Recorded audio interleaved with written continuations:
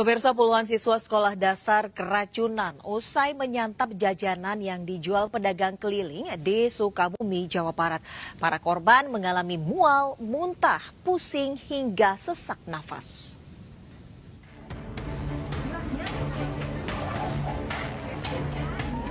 Sejumlah siswa sekolah dasar negeri Nanggewer mendapat pertolongan pertama dari guru karena mengeluh mual, muntah, pusing, hingga sesak nafas di Desa Sukajaya, Kabupaten Sukabumi, Jawa Barat.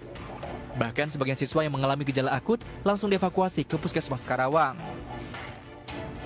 Puluhan pelajar ini diduga keracunan makanan karena mengonsumsi jajanan kemasan yang dijual di sekolah.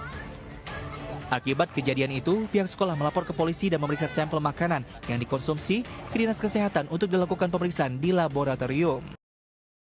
Wah, serem banget ya, kasihan anak-anaknya sampai keracunan gitu. Iya, padahal cuma jajanan biasa, tapi kalau jajanannya yang tidak aman, maka tubuh juga akan bereaksi. Nih, misalkan kalau ada bakteri yang berbahaya masuk ke dalam tubuh, tubuh itu bakalan panik dan mengirim sinyal seperti mual, muntah, atau diare. Itu cara tubuh untuk mengusir racun. Dan kalau pewarna dan pengawet masuk ke dalam makanan, itu bisa mengganggu organ tubuh, misalnya gangguan fungsi hati, bikin pusing, bahkan bikin tubuh lemas.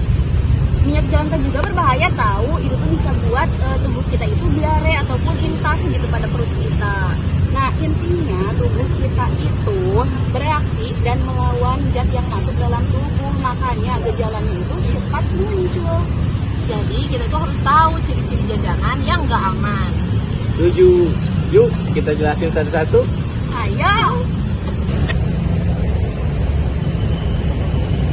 Kalau kita bahas penyebab keracunan ataupun gangguannya terhadap tubuh. Yang pertama ada bakteri, contohnya seperti salmonella ataupun E. coli. Gangguan terhadap tubuh, nanti itu si tubuh itu bakal bereaksi gitu, antara pusing ataupun mual. Yang selanjutnya, reaksi kimia, contohnya seperti formalin ataupun boraks.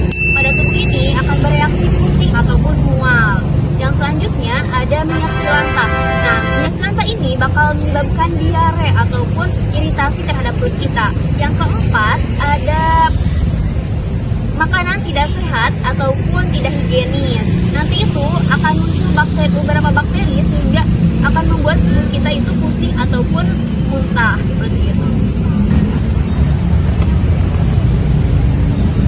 Hati-hati kalau melihat jajanan ini.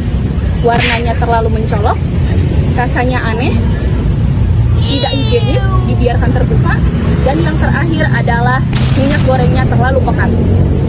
Yang ketiga, kita akan membahas mengenai dampak negatif, jangka panjang dan juga jangka pendek. Kita bahas dulu jangka pendeknya ya. Kita bisa menyebabkan pusing, mual, muntah-muntah, diare, sakit perut, dan dehidrasi. Sedangkan jangka panjangnya bisa merusak hati dan juga ginjal, melemahnya sistem imun, bahkan beresiko terkena kanker.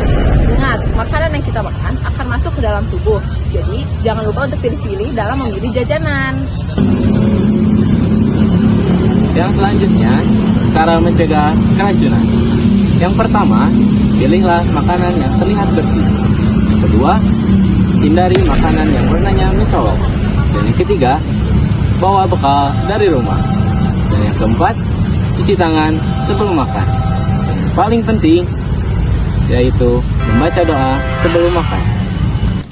Nah, jajanan tidak sehat itu berbahaya, tapi kita bisa mencegahnya loh. Mulai dari diri kita sendiri buat pilih jajanan sehat. Ingat, makanan itu bakal masuk ke dalam tubuh kita, jadi jangan sembarangan ya. Terima kasih sudah menonton. Yuk sama-sama jaga kesehatan dengan cara pilih jajanan yang aman. Sehat Tora. Sehat untuk semua!